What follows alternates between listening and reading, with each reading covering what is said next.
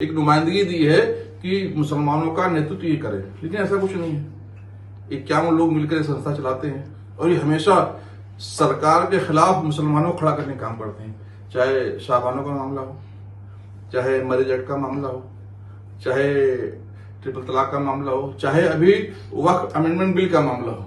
ऐसे में ये हमेशा जब भी कोई कानून बनता है देश में, ये मुसलमानों को उसके खिलाफ खड़ा करने का काम करते हैं। जबकि हमारे इस्लाम में कहा गया है कि जिस भी देश में मुसलमान रहे, उस देश के कानून को मानना उसका फर्ज है, उस पर बिल्कुल लाजिम है। भारतीय जनता पार्टी अल्पसंख्यक मोर्चे का राष्ट्रीय अध्यक्ष हूँ। देश भर के जो मुसलमान हैं उनका नेतृत्व कर रहा हूँ। हम तो अधिकारिक रूप से कर रहे हैं। तो ये अगर अपनी बात में अड़े रहेंगे, ये अगर देश को गुमराह करना काम नहीं रोकेंगे, तो मैं माननीय अमित शाह जी से मिलूंगा जो हमारे गृह मंत्री हैं, और मैं इनसे मांग करूंगा कि जिस प्रकार से पीएफआई में बैन किया गया, इनको भी बैन किया जाए, क्योंकि ये भी व्हाइट कॉलर पीएफआई है। ये देश को कमजोर कर रहे, देश में अस्थिरता लाने का। बीजेपी अखिलेती मोर्चा ने all India Muslim personal law board से बोर्ड लफ्ज हटाने का मुतालबा किया है।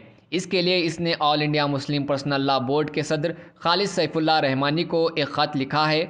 बीजेपी अखिलेती मोर्चा के सदर जमाल सिद्दीकी ने खालिद सैफुल्लाह को लिखे गए ख़त में कहा कि आपकी तंजीम का नाम देखकर लगता है कि वो पूरे हिंदुस्तान के मुसलमानों की नुमाइंदा ऑर्गेनाइजेशन है, जबकि आपकी ऑर्गेनाइजेशन में पसमानदा समाज की नुमाइंदा ना के बराबर है। बीजेपी लीडर जमाल सिद्दीकी ने यह भी कहा कि बोर्ड लफ्ज़ से ऐसा लगता है ये कोई सरकारी तंजीम है, जबकि ये एक गैर सरकारी तंजीम है, लिहाजा इसके नाम से बोर्ड लफ्ज़ हटाया जाए, जिससे मुल्क के मुसलमान खौफजदा ना हो। बीजेपी अखिलेती मोर्चा ने ख़त में मज़ीद लिखा है कि आप पूरे हिंदुस्तान के मुसलमानों का नुमाइंदा होने का दावा करते हैं, लेकिन ऐसा नहीं है।